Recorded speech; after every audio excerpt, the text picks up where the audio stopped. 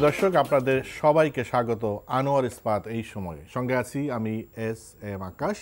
আমরা ইউনিয়ন পরিষদ নির্বাচন নিয়ে যেমন আলোচনা করব, সাথে সাথে আমরা জ্বালানি তেলের যে দাম বাড়ানো হলো তারপরে যে পরপর বেশ কিছু ঘটনা ঘটে গেল। জ্বালানি তেলের দাম বাড়ানোর পরপর আমরা দেখলাম পরিবহন ধর্মঘট করা হলো এবং তারপরে পরিবহনের ভাড়া বাড়ানো হলো। তো আমরা ইউনিয়ন পরিষদের নির্বাচনের আলোচনা প্রথমে করব, তারপর জ্বালানি তেল ভাড়া বাড়ানো এবং মানুষের জনজীবনে যে এর প্রভাব, সরকার অন্য কোনো কিছু করতে পারতো কিনা, বিকল্প ভাবার কোনো এখনও সুযোগ আছে কিনা, নানা বিষয় নিয়ে আলোচনা করার চেষ্টা করব। আমাদের সাথে এই মুহূর্তে দুজন অতিথি আছেন, একজন অনলাইনে, একজন স্টুডিওতে রয়েছেন সৌরভ হাসান, যুগ্ম সম্পাদক দৈনিক প্রথম আলো, এবং আমার সাথে অনলাইনে যোগ দিয়েছেন অজয় দাস গুপ্ত, সিনিয়র সাংবাদিক। আপনারা দুজনকেই স্বাগত জানাই। সৌরভ হাসান, স্থানীয় পর্যায়ে যে নির্বাচন, প্রথম ধাপে নির্বাচন হয়েছে, সেটা আপনি নিশ্চয় পর্যবেক্ষণ করেছেন। সেই ধাপে সহিংসতা ছিল, 6 জন মারা গিয়েছিলেন। দ্বিতীয় ধাপে 846টি পরিষদে নির্বাচন হতে যাচ্ছে আগামীকাল 11 নভেম্বর। এই নির্বাচন কালকে হওয়ার আগ পর্যন্ত এখন কিন্তু 24 জন বিভিন্ন সহিংসতায় নিহত হয়েছে। তা আমরা দেখতে পাচ্ছি দিন দিন যে ইউনিয়ন পর্যায়ে যে স্থানীয় পর্যায়ে নির্বাচন, সহিংসতা একটা বড় দুশ্চিন্তার কারণ হয়ে দাঁড়িয়েছে। তো সাধারণত গ্রামগঞ্জে যেসব নির্বাচন হয়, একে অপরের চেনে, আত্মীয় স্বজন বা চাচা ভাতিজা, গ্রামবাসী, প্রতিবেশী, এরপরও এই সহিংসতা মানে কেন বাড়ছে বলে আপনার মনে হয়? ধন্যবাদ। প্রথম হচ্ছে যে কোনো খেলার একটা নিয়ম থাকে, সেই নিয়ম মেনে চলে এবং নিয়মটা প্রণয়ন করে বা নিয়মটা পরিচালনা করে নির্বাচন কমিশন। নির্বাচনের ক্ষেত্রে, ক্রিকেটের ক্ষেত্রে ক্রিকেট যারা পরিচালনা করেন। কিন্তু এই নির্বাচন, স্থানীয় পর্যায়ে যে নির্বাচন, এখনও নির্বাচনটি কিন্তু খেলার মাঠে হচ্ছে না, নির্বাচনী মাঠে হচ্ছে না, এর বাইরে হচ্ছে। অর্থাৎ এখানে নির্বাচন কমিশনের কোনো ভূমিকা নেই। ভূমিকা হচ্ছে প্রতিদ্বন্দ্বী প্রার্থী গ্রুপ, দলও নয়। কারণ বেশিরভাগ ক্ষেত্রে এই সংঘর্ষের কথা যে বললেন, সেটা হচ্ছে আওয়ামী লীগের, ক্ষমতাসীন আওয়ামী লীগের মনোনীত প্রার্থী এবং বিদ্রোহী প্রার্থী। এবং এর মধ্যে দেখেছেন কোনো সাংসদ, স্থানীয় পর্যায়ের আওয়ামী লীগের নেতা, তারা বলেছেন যে যারা নৌকায় ভোট না দেবে তাদের কেন্দ্রে আসার দরকার নেই, নৌকায় ভোট না দিলে কবরেও জায়গা হবে না। মানে এই ধরনের যে কি বলে, নির্বাচনকে যে একটা প্রহসনে পরিণত করার ক্ষেত্রে এই ধরনের কথাবার্তা বা এই ধরনের হুমকি যথেষ্ট। নির্বাচন কমিশন কিন্তু কারোর বিরুদ্ধে ব্যবস্থা নিয়েছে বলে আমাদের জানা নেই। শুধু একটি এলাকায় দেখলাম যে নির্বাচন স্থগিত করেছে, কারণ অন্য কারণে না। কিন্তু নির্বাচন হওয়ার আগে বা নির্বাচন দিনের আগে যদি সহিংসতা হয়, এখানে কি নির্বাচন কমিশনের কিছু করার আছে? নির্বাচনের তফসিল ঘোষণার পর থেকে সবকিছু নির্বাচন কমিশনের নিয়ন্ত্রণ। আচ্ছা, সে স্থানীয় প্রশাসন, আইন শৃঙ্খলা রক্ষাকারী বাহিনী, এমনকি প্রতিদ্বন্দ্বী প্রার্থীকে কি প্রচারে কি করতে পারবে, পোস্টার কোন পোস্টার কত কি আকারের কোন পোস্টার ছাপতে পারবে, সবকিছু কিন্তু নির্বাচন কমিশনের কি বলে তার বেঁধে দেওয়া নিয়মের বাইরে যেতে পারবে না। গেলে আইনানুগ ব্যবস্থা নিতে পারে। কিন্তু আমরা নির্বাচন কমিশনকে অনুপস্থিত দেখছি। নিশ্চয়ই নির্বাচন কমিশন যে পরিচালনার জন্য রিটার্নিং কর্মকর্তা আছেন, পোলিং অফিসার আছেন, পোলিং এজেন্ট থাকার কথা। এখন আমরা সাম্প্রতিককালে যে অনেকগুলো নির্বাচনে দেখেছি যে একজন প্রার্থীর পোলিং এজেন্ট থাকে, অন্য থাকে না। আমার মনে হয় যে নির্বাচনটাকে এই ধরনের একেবারে খেলো করে তোলার পিছনে নির্বাচন কমিশনের দায়িত্বটাই প্রধান। আচ্ছা, যে বিষয়টি যে সংঘর্ষ কেন হয়, সেটি হচ্ছে যে ধরে স্থানীয়, যেহেতু নির্বাচনটি হচ্ছে আওয়ামী লীগ বনাম আওয়ামী লীগ। আরও দেখুন, স্থানীয় পর্যায়ে নির্বাচন যখন নির্দলীয় ছিল তখনও সংঘর্ষ হয়েছে। কোনো একটি ইউনিয়ন পরিষদ নির্বাচনে 200-র অধিক মানুষ মারা গেছে। সেটা হচ্ছে প্রতিদ্বন্দ্বিতার কারণে। আর এখন হচ্ছে যে নৌকা পাওয়ার না পাওয়ার দ্বন্দ্ব। আচ্ছা, নির্বাচন হচ্ছে যে নির্বাচনের মূল কথা হচ্ছে আমার পছন্দ মতো প্রার্থী বেছে নেওয়া, প্রতিনিধি বেছে নেওয়া। তো এখানে তো প্রথম হচ্ছে যে দুটি যদি প্রধান দল ধরি, আওয়ামী লীগ বিএনপি, বিএনপি আনুষ্ঠানিকভাবে নির্বাচন বর্জন করেছে, আরও অনেকগুলো দল করেছে। যদিও বিএনপির বিভিন্ন কোনো স্থানে বিএনপির স্বতন্ত্র প্রার্থী হিসাবে তারা প্রতিদ্বন্দ্বিতা করেছেন। এখন হচ্ছে যে এটা প্রতিদ্বন্দ্বিতাপূর্ণ নির্বাচন হচ্ছে না, প্রতিযোগিতামূলক নির্বাচন হচ্ছে না, সংঘর্ষমূলক নির্বাচন হচ্ছে। এবং সংঘর্ষটা হচ্ছে একই দলের না, একই গ্রুপের, একই পক্ষের মধ্যে। আর সেটা হচ্ছে দেখুন, স্থানীয় পর্যায়ে যদি বলি, সাংসদ এবং উপজেলা চেয়ারম্যান আমরা বেশিরভাগ ক্ষেত্রেই দেখি তাদের সম্পর্ক খুব মধুর নয়, বরং বৈরিতাপূর্ণ। সুতরাং সাংসদ যাকে সমর্থন করেন, উপজেলা চেয়ারম্যান তার বিরোধিতা করেন। এবং বেশিরভাগ ক্ষেত্রে কিন্তু এই যে কেন্দ্র থেকে এটি সম্ভব না। আওয়ামী লীগের একটি নির্বাচন মনোনয়ন বাছাই কমিটি আছে, তার নির্বাচনী বোর্ড। সেই বোর্ডের পক্ষে সারা দেশে কোন প্রার্থীর জনপ্রিয়তা আছে, কোন প্রার্থীর জনপ্রিয়তা নাই, এটা করেন। সুতরাং তারা জেলা উপজেলা পর্যায়ে থেকে, তাদের তো দলের যে একটা কাঠামো আছে, ইউনিয়ন পর্যায় থেকে আরম্ভ করে উপজেলা জেলা পর্যায়ে, সেই কাঠামোর একটা নিয়মতান্ত্রিক পদ্ধতি তাদের কাছে আছে। আর যাক, আমরা এই পর্যায়ে সেই প্রক্রিয়া মানা হচ্ছে না। যাক, আমরা এই পর্যায়ে আমি একটু অজয় দাশগুপ্ত, আপনি কি বলবেন যে এই যে নির্বাচনের আগেই দ্বিতীয় পর্যায়ে এসে আমরা 24 জনের প্রাণ যেতে দেখলাম, এটা সোহরাব হোসেন যেটা বললেন যে একই দলের মধ্যে নৌকা পাওয়া না পাওয়া, এখানে ক্ষমতার দাপট, এই নানা কারণে এটা হচ্ছে, এবং সেখানে সেই জায়গায় নির্বাচন কমিশন অনুপস্থিত। আপনার ব্যাখ্যা কি? ব্যাখ্যা হলো যে ভালো করতে গিয়ে খারাপ হয় না, মানে অনেক সময় বলে যে এরকম শিব করতে গিয়ে বাদর, এটা একটা এক ধরনের প্রবাদের মতো আর কি। আমাদের এখানে এই স্থানীয় সরকার তো ইউনিয়ন পরিষদ বা ইউনিয়ন কাউন্সিল বা ইউনিয়ন বোর্ড যা ছিল তো 100 বছরের বেশি হয়ে গেছে আর কি। তো এখন সামরিক শাসনের সময় আমরা দেখেছি যে ইউনিয়ন পরিষদের খুব গুরুত্ব, এবং আইয়ুব খানের নির্বাচনটা আমি দেখেছি। 64 সালে ইউনিয়ন পরিষদ নির্বাচন হয়েছিল, পূর্ব পাকিস্তানে 40,000, পশ্চিম পাকিস্তানে 40,000।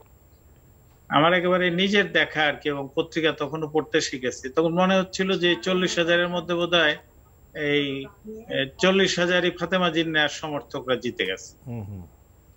ভোটের পরে দেখা গেল যে এরকম ফাতেমা জিন্নাহ ভোট পাইছে 19,000, আইয়ুব খান 21,000। আইয়ুব খান কিনে নিয়েছিল, এবং তখন বলছিল যে বিডি মেম্বারদের কোন তোমাদের কাজ দেওয়া হবে, রাস্তাঘাট সংস্কার, ছোটখাটো সেতু নির্মাণ, কালভার্ট নির্মাণ, এগুলার যে কাজ দেওয়া হবে তোমাদের, এটার কোনো হিসাব দিতে হবে। ওয়ার্কস প্রোগ্রাম চালু ছিল। এখন দেখেন, তারপরে তো প্রায় 55 বছর 56 বছর চলে গেছে। এখন দেখেন, আমার এক্সাক্ট হিসাব জানি না, কিন্তু আমার ধারণা একজন ইউনিয়ন পরিষদের চেয়ারম্যানের হাতে বছরে কোটি খানেক টাকার কাজ যায়। তারপরে আপনার দেখেন, এই যে যত সরকার মানে সাধারণ মানুষকে এই যে আপনার সোশ্যাল সেফটি নেটওয়ার্ক যেটাকে আমরা বলি আর কি, সামাজিক নিরাপত্তা বলয়, সবকিছু কিন্তু চেয়ারম্যান মেম্বারদের হাতে করে। এবং এটা তার সঙ্গে আরো কিছু তার হাতে, তারা নানান রকমের ত্রাণ কর্মসূচি বা এই যে করোনা কালে নানান রকম প্রাপ্তি যোগ আছে, এটা বলতে চাচ্ছেন যে সরকার 2000 টাকা করে যে দিবে, তালিকাটা কে করবে? 250 লাখ লোককে দিবে তালিকাটা, এটা কিন্তু ইউনিয়ন পরিষদ। তারপরে এই যে ফুড ফর ওয়ার্কস ধরনের কাজ যায় আর কি, সেটাও কে করবে? ইউনিয়ন পরিষদের চেয়ারম্যান বা মেম্বার। এটা হলো একটা দিক। আর একটা দিক হলো যেটা বললাম, ওই যে শিব গড়তে গিয়ে বাদর হয়ে গেছে।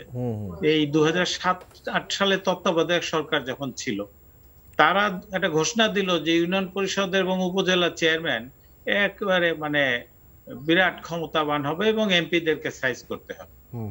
আরেকটা হলো যে রাজনৈতিক দলের নির্বাচনে প্রার্থী হতে হলে এমপি কে হবে না হবে, তৃণমূলের ভোট লাগবে, তৃণমূলের কমিটির।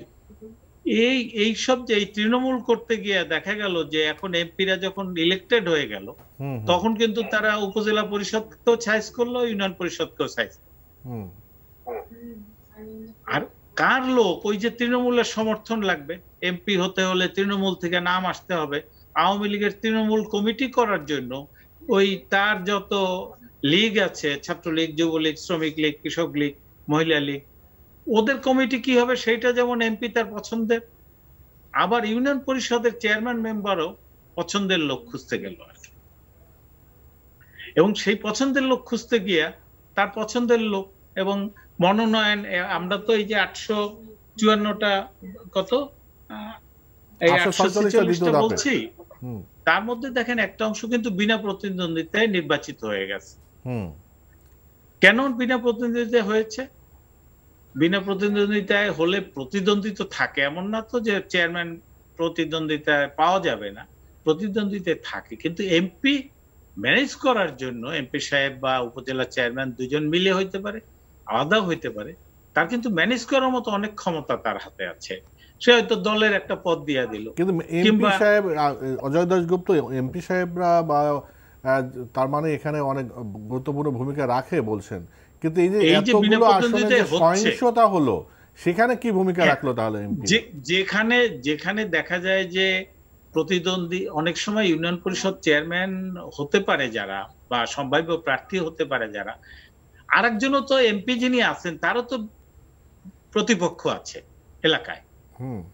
এমপি সাহেব তো নিরঙ্কুশ না, ওখানে তো দলের মধ্যে আরেকজন এমপি হতে চান, যিনি মনে করেন যে এমপি হতে পারলে পরে পার্লামেন্টের ক্ষমতা, আবার স্থানীয়ভাবে অর্থনৈতিক, সামাজিক, রাজনৈতিক অঢেল মানে অপরিমেয় ক্ষমতা আর কি। তো এমপির তো প্রতিপক্ষ আছে না, কাজে সহিংসতা হবে যে এমপি যাকে নমিনেট করছেন দলের প্রার্থী হিসাবে, এবং তাকে মানে ঢাকার যেটা কেন্দ্রীয় নির্বাচনের পার্লামেন্টারি বোর্ড যেটা আছে স্থানীয় সরকার আওয়ামী লীগের, ওখানে তো এমপি হয়তো তার পছন্দের লোকের নামটা নিয়ে আসতেছেন, কিন্তু তার প্রতিপক্ষ যিনি এমপি হতে চান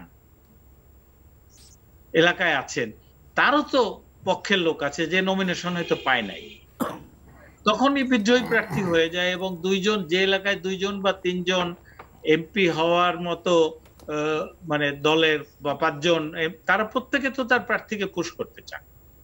এবং সহিংসতার বড় কারণটা কিন্তু এখানটায় আর কি, যে প্রত্যেকেই প্রভাবশালী লোক স্থানীয়ভাবে, আওয়ামী লীগের হোক বিএনপি থাকলে সে সময়ও দেখা গেছে একই ধরনের প্রবণতা, যে দলের মধ্যেও বা জাতীয় পার্টির মধ্যে ওই প্রবণতা দেখা গেছে যখন তারা ছিল আর কি 90 সাল পর্যন্ত। হ্যাঁ, বা রংপুর, দিনাজপুর ওই অঞ্চলে আমি দেখেছি যে জাতীয় পার্টির কিছু লোক তারা এরকম প্রভাব বিস্তার করে। এই যে স্থানীয় সরকার যেটা ভালোর জন্য দেন, পাকিস্তান আমলের শেষ দিকে আমার অন্তত দেখা যে জায়গা, স্থানীয় সরকারে যারা, বিশেষ করে ইউনিয়ন পরিষদে বা এই সিটি কর্পোরেশনে বা পৌরসভায়, তারা সারা বছর ব্যস্ত থাকতো মানুষের ভালো করার জন্য। কার মেয়ের বিয়ে, কার ছেলের পরীক্ষার ফি নেই, কার ঝড়ে বাড়িঘর ভেঙে গেছে, ত্রাণ তৎপরতা।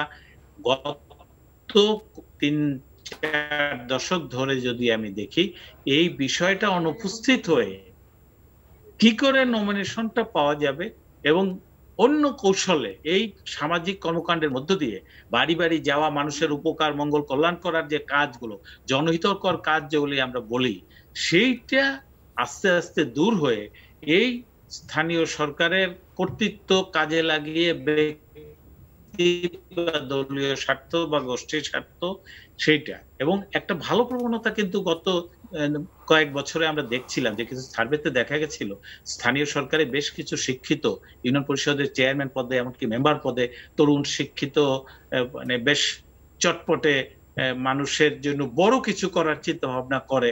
আমি বেশ কিছু সার্ভেতে নিজেও যুক্ত ছিলাম এবং অন্যদের কাজও দেখেছি যে বড় ধরনের চিন্তা ভাবনা করে একটা ইউনিয়নকে আধুনিক করা, এই ডিজিটাল বাংলাদেশ, তার সুবিধাগুলোকে তার এলাকায় কাজে লাগানো, সেইগুলো অনেক ঘটনা অনেক এলাকায় আমি দেখেছি। যারা বড় বড় চিন্তা ভাবনা করতে পারে, কলকারখানা নিয়ে আসা, পরিচালনা করা, কিংবা হাসপাতালটাকে ভালোভাবে চালানো, কিন্তু দুর্ভাগ্যজনক ভাবে এখন এই আর্থিক সুযোগ সুবিধাকে কেন্দ্র করে সরকারের অনুদান এবং সরকারের, অজয় দাশগুপ্ত বুঝতে পারছি, তার মানে এখন তো ধরেন অন্য দল বা বিএনপি নাই অফিসিয়ালি, এখন একটি দল আছে, আওয়ামী লীগ আছে, এবং তাদের যে অভ্যন্তরীণ কোন্দল, এবং সেটা, এবং আপনি যে ব্যাখ্যা দিলেন সেটা হচ্ছে যে এখন ওই অর্থনৈতিক প্রাপ্তির যোগটাই এখন বড় হয়ে গেছে, সামাজিক কল্যাণ এখন তেমন মুখ্য নয়। তার সঙ্গে রাজনৈতিকভাবে কে প্রভাবশালী হবে, কে প্রভাবশালী হবে তার মানে তো সেটাই হলো, তার মানে যে রাজনৈতিকভাবে প্রভাবশালী সেই তার প্রাপ্তির যোগ বেশি হবে, জনকল্যাণ এখানে মুখ্য বিষয় নয়।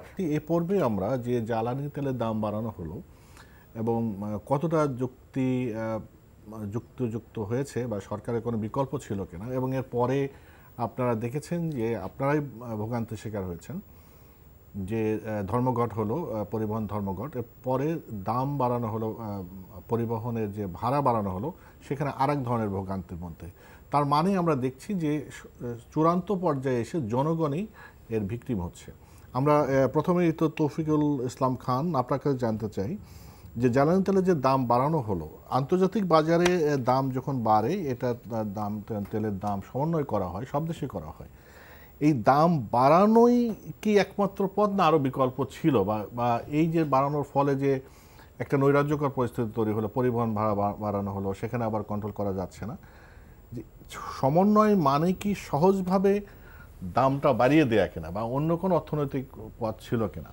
না, প্রথমত হলো যে অন্য দেশের সাথে সরাসরি তুলনা করলে এটা বাংলাদেশের পরিস্থিতিকে এটা যুক্তিযুক্ত হবে না। যুক্তিযুক্ত এই কারণে হবে না, কারণ যে ধরনের দেশের কথা উঠছে, সব দেশে না, কিন্তু যে ধরনের দেশের কথা উঠছে, আমাদের ভারতে, পার্শ্ববর্তী দেশ ভারতের কথা হচ্ছে বা উন্নত বিশ্বের কথা হচ্ছে, ওখানে দাম বেড়েছে, বিশ্ববাজারে যেহেতু দাম বেড়েছে।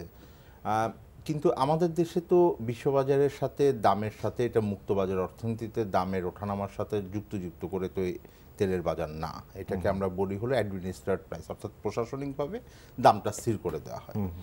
আর দ্বিতীয় বিষয় সেটা হলো যে এই দেশগুলোর কথা বলছি, এখানে তো একটা মাত্র প্লেয়ার এই বাজারকে কন্ট্রোল করে না। এটা আমরা বলি অর্থনীতি ভাষা বলি মনোপলি, অর্থাৎ এককভাবে এই বাজারকে নিয়ন্ত্রণ করেন না অন্য দেশে। তো অন্য দেশে বিভিন্ন কোম্পানি এখানে ব্যবসা করে, আমরা যেই ধরনের সেবা বা পণ্য কিনি সেগুলোর মতো।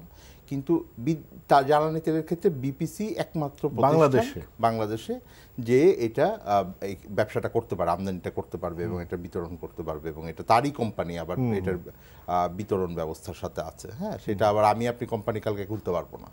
তো এটা খুবই নিয়ন্ত্রিত বাজার। সুতরাং এইটাকে যখন আপনি তুলনা করবেন তখন এইরকম তুলনা হয় না, অন্য সেবার সাথে তুলনা কেন হয় না এটা আমি বলি। হয় না কারণ হলো যে এখন বিশ্ববাজারে দাম বেড়েছে, এরকম তো অনেক কিছুর দামই আমাদের বাড়ছে। সয়াবিন তেলের দাম বাড়ছে আমাদের এখানে, মানে যেগুলো আমাদের আমদানি নির্ভর হচ্ছে, সেটা চিনির দামও আমাদের এখান থেকে খুব একটা হয় না, ওটা বাইরে থেকে কিনতে হয়। তো সেই দিক থেকে আপনি তখন আমরা কিছু বলতে পারছি না, কারণ আর তো ব্যবসায়ী তো লস করবে না।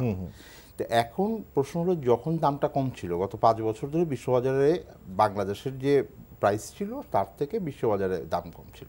তো সেইটা যদি হয় তখন তো দাম কমানোর প্রশ্ন উঠে নাই। তো প্রশ্ন উঠে নাই তখন বিপিসি লাভ করেছে। অনেকে বলেছেন যে এটার লাভটা তো এর আগে তো উনি লসও করেছেন, এটাও সত্যি কথা। অর্থাৎ এটার রুল অফ মানে গেমটা ডিফারেন্ট, খেলার যে নিয়ম, এই নিয়মটা ডিফারেন্ট। এই নিয়ম আপনি আজকে তৈরি করিনি, এটা আগে থেকেই ছিল, এটার ব্যাপারে কোনো ধরনের সংস্কার হয়নি। তো সেই পরিস্থিতিতে আপনি যখন দামটা বাড়ালেন, আমাদের প্রথম কনসার্নটা হলো যে সময়টা তো ভালো না, বিশ্ববাজারে জিনিসপত্রের দাম বাড়ছে, আমাদের দীর্ঘদিন বিনিময় মূল্য খুবই স্থির ছিল, তবে করোনার কমে যাচ্ছে, তারপর করোনার ধাক্কা আছে। করোনার ধাক্কা থেকে হয়তো মাত্র আমরা বের হয়ে আসার চেষ্টা করছি, সেটাই শুধুমাত্র এটা চিন্তা করলে হবে না যে মানুষের আয় কমেছিল এখন তাই আগের জায়গায় ফেরত হচ্ছে। এই যে আয় কমেছিল, এই মানুষগুলো সংসার চালিয়েছেন, তাদের পুঁজি শেষ করে, তাদের সঞ্চয় শেষ করে, তারা ঋণগ্রস্ত হয়ে যে এক সময় সুদিন আসবে আমরা তখন এটাকে ব্যাক করব। আর বিপিসি যেটা করেছে এই সময়টা তাদের জন্য সুদিন ছিল। এই পুরোটা গত 2 বছর আমাদের জন্য যত দুর্দিন ছিল, বিপিসি তার সর্বকালের মধ্যে সবচাইতে বেশি লাভ করেছে এই সময়, করে তার নিজের সকল দেনা ক্লিয়ার করেছে। এখন কোনো দেনা নাই তার, সেই অর্থে আর কি একটা কোম্পানির কিছু দেনা থাকেই। আর হলো সরকারও আবার এটার বেশ একটা মজা পেয়েছে, তোর কাছ থেকে এমনি একটা ডিভিডেন্ড নেয় বছরের 100-3 কোটি টাকা একটা নেয়। হ্যাঁ, একেবারে নেয় না কিন্তু তা না, ডিভিডেন্ড যে কোম্পানির লসে সেখান থেকেও ডিভিডেন্ড নেয়। তো 300 কোটি টাকা নিয়েছে, তার উপরে আবার যেই অতিরিক্ত লাভটা হয়েছে এখান থেকে 5,000 কোটি টাকা 5,000 কোটি টাকা 10,000 কোটি টাকা নিয়েছে বলে আমরা শুনেছি। 5,000 কোটি টাকার ডকুমেন্ট পেয়েছি ওনাদের ওয়েবসাইটে, 5,000 কোটি টাকা পাইনি। সৌরভ ভাই বলতে প্রথম আলোয় রিপোর্ট করেছে 10,000 কোটি টাকা নিয়েছে। তো তখন আমরা বেশি এটা নিয়ে কথা বলি না। এটার কারণ হলো যে বলতে পারেন যে তখন তৌফিক ভাই আপনারা অর্থনীতি নিয়ে কাজ করলেন না কেন? কারণ বাংলাদেশের বাজার ব্যবস্থাটা এমন যে আপনি হঠাৎ করে তেলের দাম যদি আমি তখন কমাই দিতাম, জিনিসপত্রের দাম যে অনেক কমে যেত তা হয়তো না, কারণ এটা প্রাইস স্টিকি ডাউনওয়ার্ডস আমরা বলি, নিচের দিকে নামতে কষ্ট হয়। তো ঠিক আছে, লাভ করেছে, সামনে বাড়বে। এই সময় আপনি যেটা বললেন তাতে বোঝা গেল যে এই সময় খুবই একটা ভালো পজিশন ছিল সরকার। অনৈতিক অনৈতিকতাটাকে আপনি বোঝেন যে যেই অর্থাৎ জনগণ কিছু বলে নাই, এটার কারণ হলো যে সে মনে করেছে আচ্ছা ঠিক আছে ওর এই প্রাইসেই ছিল, এটাতে দিচ্ছি আমরা, ও লাভ করতেছে, অসুবিধা নাই। তো তখন আপনার এখন যখন খারাপ সময় আসছে তখন আপনি সেটাকে ব্যবহার করবেন না। এটা তো কোম্পানিও ব্যবহার করে। কোম্পানি যখন তার দুর্দিন থাকে তখন কি সে একেবারে ওইভাবে নেমে যায়? তাহলে জনগণের কে স্বস্তি না দিয়ে অস্বস্তির মধ্যে ফেলার। এক্স্যাক্টলি। তো আপনি আজকে ইন্ডিয়ার সাথে তুলনা করবেন, আপনি তো গত বছর ইন্ডিয়ার সাথে তুলনা করেন, আজকে আপনার মন কেঁদে উঠতেছে আমার ভারতের থেকে আমার এখানে দাম বেশি কেন, এখান থেকে সব তেল নাকি কেউ কেউ বলেছেন এটা পাচার হয়ে চলে যাবে এখান থেকে, অ্যাজ ইফ তেল একটা মনে হয় যে বাতাসের সাথে ভেসে চলে যায়, আমরা এটাকে ধরতে পারি না। এইটা তো তেল যাওয়া তো একটা বিরাট ব্যাপার, ড্রামে করে বিরাট করে, কেউ পকেটে বোতল নিয়ে গিয়ে তো পারবে না। গত বছর তো কেউ কান্নাকাটি করে নাই, সব তেল ভারত থেকে এসে যাচ্ছে, আমাদের এখানে বিক্রি হচ্ছে না। তো কতগুলো অযৌক্তিকভাবে, অর্থনৈতিকভাবে, রাজনৈতিকভাবে এবং ন্যায় বিচারের দৃষ্টি থেকে অযৌক্তিকভাবে এটাকে করা হয়েছে, এবং যে সময়টায় করানো হলো তাতে জনগণের উপরে একটা অনেক বড় বোঝা আসবে, এবং সরকারের যে উন্নয়ন লক্ষ্য, সরকারের যেই পুনরুজ্জীবনের লক্ষ্য, এইটাকে বাধাগ্রস্ত করবে। এটা নিয়ে আপনার কাছে আরও আসবো। আমি একটু সোহরাব হাসান, আপনি শুনলেন এবং আপনি নিজেও লেখালেখি করেন, এই যে এই সময়ে মানুষ যখন করোনার ধাক্কা থেকে কেবল একটু উঠতে শুরু করেছে তখন তাকে আরেকটা ধাক্কা দিয়ে মাটির সাথে শুয়ে দেওয়ার মতো অবস্থা। কারণ এমন একটা পণ্য এটা যেটার অনেকগুলো মানে সাথে সরাসরি সংযুক্ত। শুধু অনেকগুলো না, জীবনযাত্রার প্রতিটি পদক্ষেপের সঙ্গে এটা যুক্ত। জ্বালানির দামের বিষয়টি তৌফিক ভাই কিন্তু চমৎকারভাবে যে যৌক্তিক অযৌক্তিক বিষয়টি ব্যাখ্যা করেছেন। আরেকটি দেখুন, দেশে একটি সরকার আছে মানে আইন আছে, কিন্তু আমরা গত 4 দিন ধরে দেখলাম তো এই ধর্মঘট প্রত্যাহারের আগে 4 দিন তো আইনহীনতা চলছিল, নৈরাজ্য চলছিল, যেটি আপনি উপস্থাপনার শুরুতে বললেন। মানে এটি কেন? এক হচ্ছে মানুষকে জিম্মি করা, এটা অধিকার কিন্তু কারোর নেই, সরকার হোক বেসরকার হোক, গণপরিবহন মালিক হোক। সরকার যদি দামটা বাড়াবেই, আমি ওই যৌক্তিক অযৌক্তিকের প্রশ্নেও যাচ্ছি না, সরকার সিদ্ধান্ত নিলে দাম বাড়াবে, কিন্তু দাম বাড়ানোর তো সংশ্লিষ্ট সবার সাথে আলোচনা করতে হবে। এই সরকার তো দাবি করে যে গণমুখী সরকার। সংসদে কি একটি আলোচনা হয়েছে? সংসদে কোনো কমিটিতে আলোচনা হয়েছে? অন্য কোনো ফোরামে আলোচনা করেছে? গণপরিবহনের সাথে কিন্তু তারা আলোচনা করে নিয়েছে। রাজনৈতিকভাবে তো আলোচনার সংস্কৃতিই নেই এখন, সুতরাং সেটি আমি বাদ দিলাম। সুতরাং কি হলো, তারা মধ্যরাতে দাম বাড়িয়ে বলল যে এখন থেকে কার্যকর। এটি মধ্যরাতে দাম বাড়ানোর সংস্কৃতিটা কেন বলেন তো? এটা তো মধ্যরাতে বাংলাদেশে অনেক কিছু হয়, সুতরাং এটিও আর একটা কুঅভ্যাস বলবো। আচ্ছা, দাম বাড়ানোর পর হলো পরিবহন ধর্মঘট ডাকলো। ধর্মঘটের কিন্তু একটা নিয়ম আছে, পূর্ব ঘোষণা ছাড়া, মানে পূর্ব বিজ্ঞপ্তি ছাড়া, মানে দাবি উত্থাপনের আগে মানে নোটিশ না দিয়ে কেউ ধর্মঘট করতে পারে না। এই কারণে দেখবেন যে পরিবহন মালিকরা বলছে আমরা তো আনুষ্ঠানিকভাবে ধর্মঘট ডাকিনি, মালিকরা চালাচ্ছে না। এর আগেও এরকম গণপরিবহনের ক্ষেত্রে হয়েছে। এই যে 4 দিন যে মানুষের দুর্ভোগ হলো একজন নাগরিকও যদি হয়, এবং সেখানে কোটি কোটি মানুষ। আচ্ছা, দ্বিতীয় হচ্ছে যে তেলের দাম বাড়ানো, যদি ধরেও নেই যে তেলের দাম বাড়ানোর তার সরকার যেসব যুক্তি দিয়েছে এই যুক্তির ভিত্তি আছে, কিন্তু তাহলে তেলের দাম বাড়ানো হলো 23%, পরিবহন ভাড়া বাড়ানো হলো 28%। এই 5% কাদের সুবিধা করে দেওয়ার জন্যে। আচ্ছা, দ্বিতীয় হচ্ছে যে তৌফিক ভাই যেটা বলছেন, অবশ্যই সরকার যখন লাভ করেছে, বাইরে থেকে বিদেশ থেকে কম দামে তেল এনে এখানে বেশি দামে বিক্রি করেছে তখন, এবং জনগণের উপরই এই বোঝা চাপিয়েছে, তখন কিন্তু হ্যাঁ জনগণ ওরকম প্রতিবাদ করেনি। অনেকে করেছেনও, অনেকে বলেছেন যে, বিশেষ করে বাম দলগুলো বলেছে, নাগরিক সমাজের পক্ষ থেকেও বলা হয়েছে, গণমাধ্যমেও এসেছে কিন্তু সরকার শোনেনি। আচ্ছা, দ্বিতীয় হচ্ছে যে আমরা এখনও আমাদের এখানে তেল, যে আমরা তো অপরিশোধিত তেল খুব বেশি আনি না, তাই তো? পরিশোধিত তেল, পরিশোধিত তেলের দাম বেশি। তা আমরা এত বছরেও এত উন্নয়নের জোয়ার বইছে, আমরা এখানে রিফাইনারি করতে পারছি না কেন? তাহলে তো তেলের দামটা কম পড়তো। আমরা মানে সরকার, কারণ আমরা মানে আমি সরকারই বলছি। দ্বিতীয় হচ্ছে যে কারণ ওনার এখতিয়ারে নাই, কারো এখতিয়ারে নাই, বিতরণের এখতিয়ার নাই, কেনার এখতিয়ার নাই, ব্যবস্থাপনা কোনোটাই নাই। সরকার যদি থাকে আমি নিয়ে এসে বিক্রি করবো, টাকা বানাবো, তাহলে কেন কষ্ট করে? আচ্ছা, দ্বিতীয় হচ্ছে যে আরো কিছু কিন্তু কমাতে পারতেন, যেটা তৌফিক ভাই বললেন যে এটার যে আমদানি শুল্ক, যে ভ্যাট, সেখান থেকে কিন্তু কমিয়ে এই জনগণের উপর বোঝাটা কমাতে পারত। কিন্তু প্রথম হচ্ছে যে এই 4 দিন এটি কি মানুষ বোঝে না যে সরকার এটি এক ধরনের কি বলে চালাকি করেছে জনগণের সঙ্গে, যে আমরা দাম বাড়াবো, তোমরা ধর্মঘট ডাকো, তারপর আমরা ভাড়া বাড়াবো। এমন না, এবং একটা আপনি সুন্দর করে বলেছেন, দেখেন এই যারা পরিবহন মালিক তারা কিন্তু বলেনি যে তেলের দাম কমাও, তারা কি সেটা বলেছে? তাদের দাবি ছিল যে আমাদের ভাড়া বাড়ায় দাও, এরকম দাবি ছিল। আরো সে পরিবহন মালিক এবং সরকার, পরিবহন মালিকের কি আসে যায়? অজয় দাশগুপ্ত, আমরা এই যে জ্বালানি তেল দাম বাড়ানো যেটা শুনলেন দুইজনের ব্যাখ্যা, এখানে সরকারের রাজনীতিটা একটু আপনার কাছ থেকে বুঝতে চাই। যে সরকার তো জনগণের কল্যাণের কথা বলে, জনগণের কথাই বলে সবসময়, কিন্তু যেটা করা হলো সম্পূর্ণ সরাসরি জনগণের স্বার্থের বিপক্ষে গেল। কেন, আপনার কি মনে হয়? এটা একটা বলবো যে আমরা একটা কথা বলি যে সেই ট্র্যাডিশন সমানে চলিতেছে।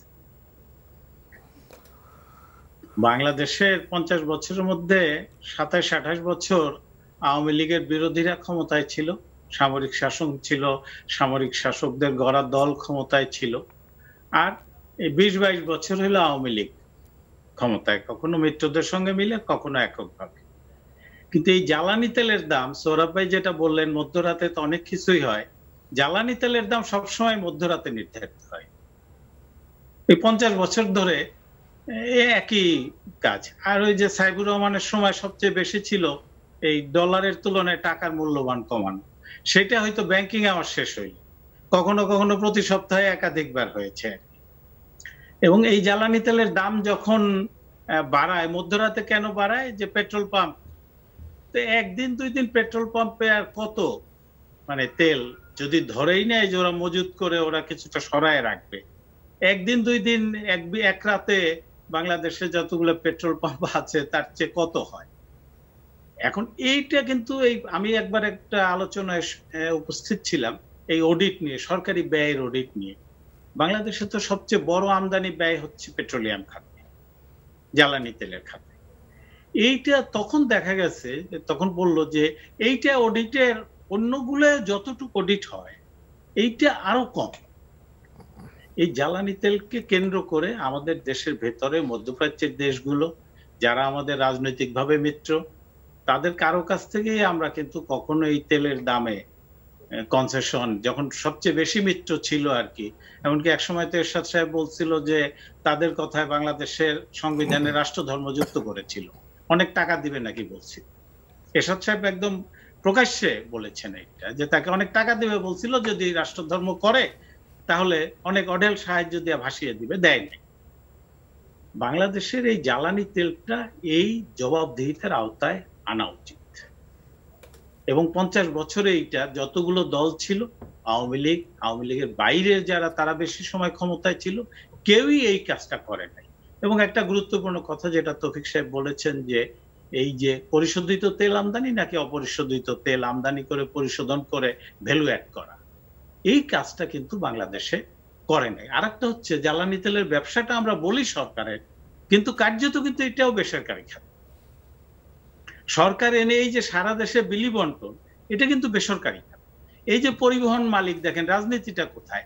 বিএনপির সময় মির্জা আব্বাস পরিবহন শ্রমিকদের নেতা, আওয়ামী লীগের সময় শাহজাহান খান আর এই মশিউর রহমান রাঙা সাহেবরা পরিবহন শ্রমিকের নেতা, জাতীয় পার্টির সময় জাতীয় পার্টির দলের নেতারা, অর্থাৎ সামনে রাখে দলের লোকদের।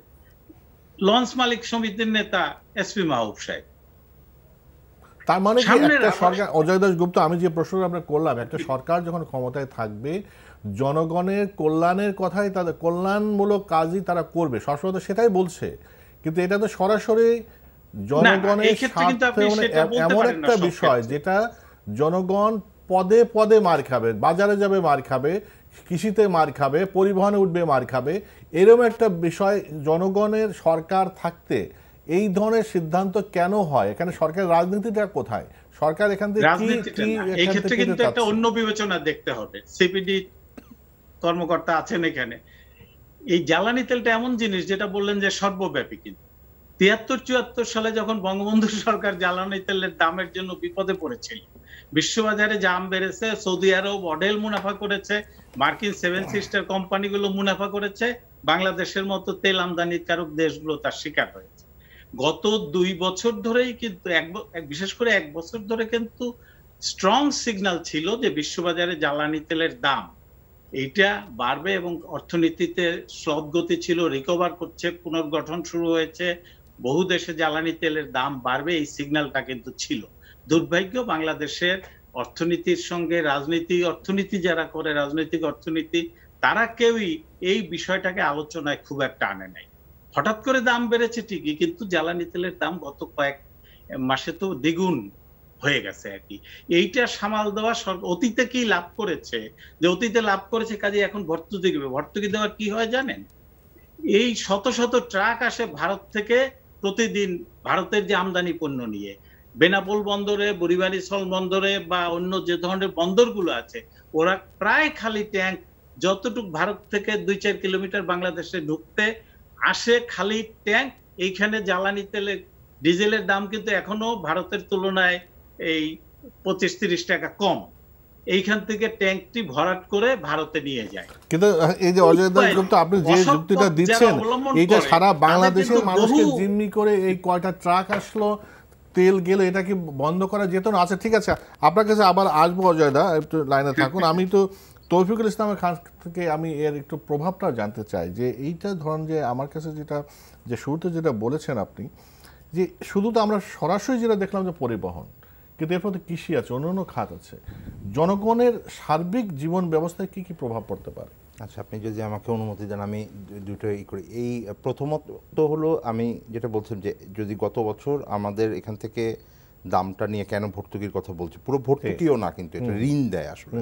বিপিসি এর আগে যা ঋণ দিয়েছিল হিস্টোরিক্যালি সব শোধ করে দিয়েছিল সরকারকে। হ্যাঁ, এইটা যে আমাদের মাথায় রাখতে হবে যে আগের যা যা ভর্তুকি দিয়েছিল সব টাকা ফেরত দিয়ে দিয়েছে এখন সিপিসিতে। তারপরে আবার লাভ দিয়েছে, লভ্যাংশ, তার উপরে আবার তার যে লাভ আছে সেইটাও দিয়ে দিয়েছে।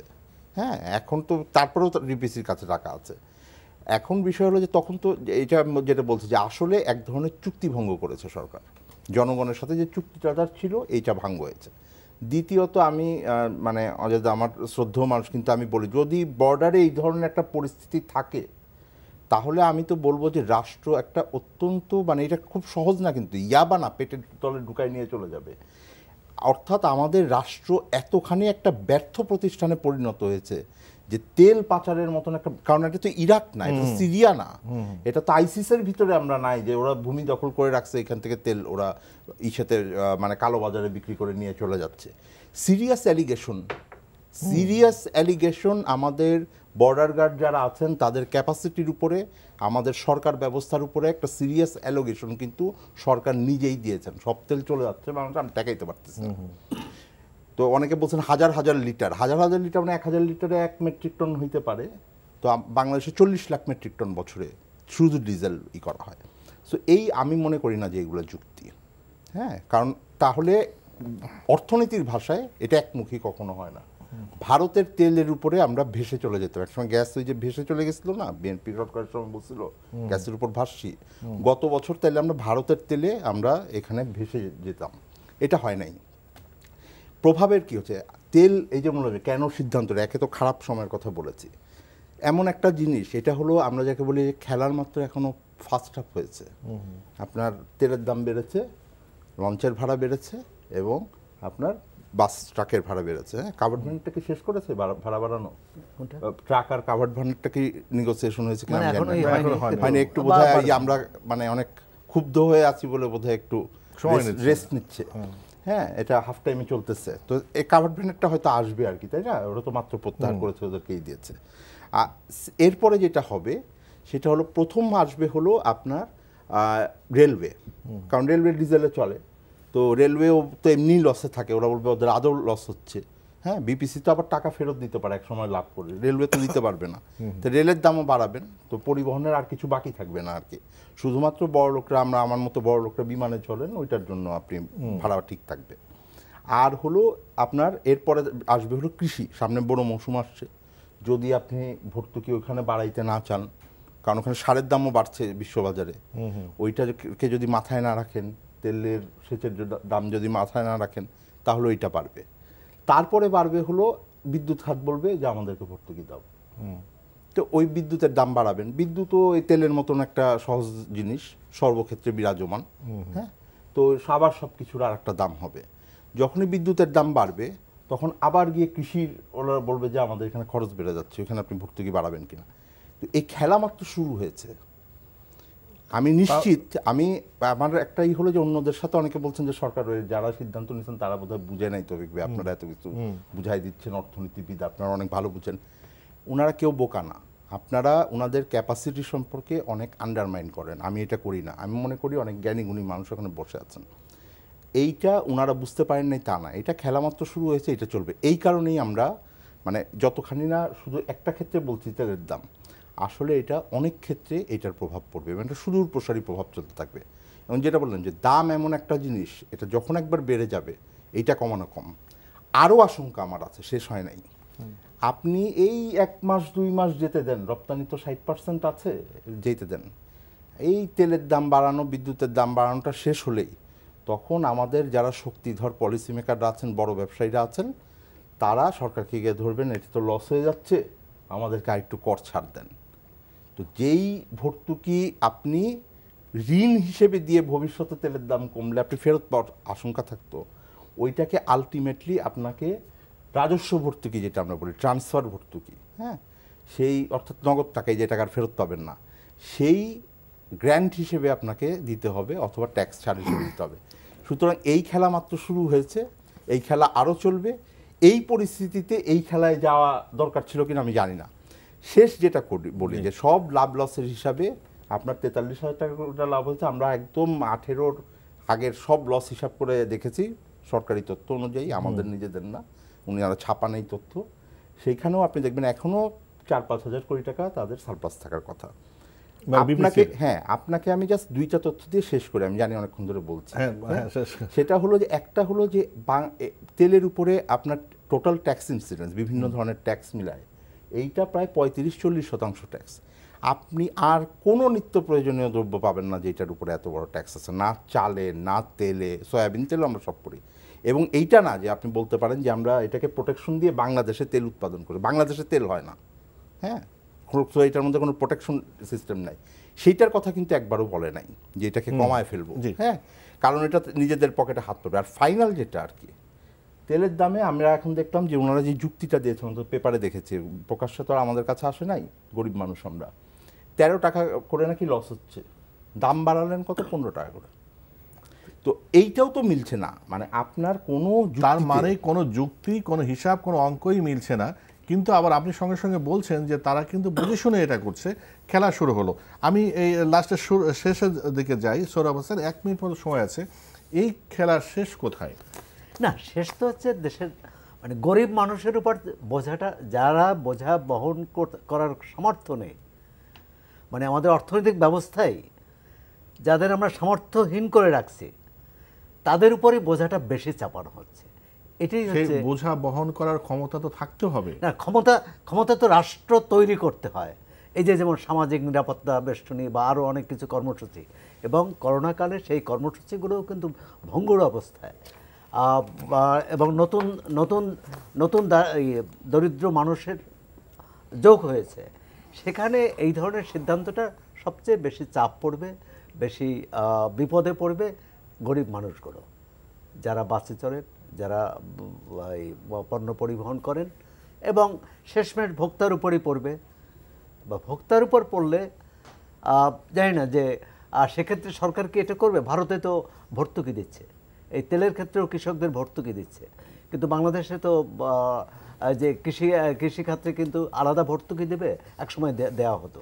আমরা আশা করব যে সরকার কি সিদ্ধান্ত থেকে ফিরে আসতে পারে কিনা, বা পুনর্বিবেচনার সুযোগ আছে কিনা? অবশ্যই সুযোগ আছে, কেন থাকবে না। সরকার যদি দাম বাড়ানোর সিদ্ধান্ত নিতে পারে, দাম কমানোর সিদ্ধান্ত নিতে। আচ্ছা, আমরা তাহলে একটু শেষ করি আমরা এই আহ্বান রেখে, যে তার আগে আপনাদের ধন্যবাদ দিইনি, সোহরাব হোসেন, তৌফিকুল ইসলাম খান, অজয় দাশগুপ্ত, আপনার তিনজনকে ধন্যবাদ। আমরা আলোচনায় যেটা দেখলাম, জনগণের স্বার্থকে যদি প্রাধান্য দেওয়া হয় বা দেয় সরকার, তাহলে অবশ্যই এই সিদ্ধান্ত থেকে সরকার ফেরত এসে জনগণের বোঝা কমাতে পারে। আমরা সেই প্রত্যাশা রাখবো। আমরা মনে করি আমাদের সরকার ভালো সরকার। ভালো থাকবেন।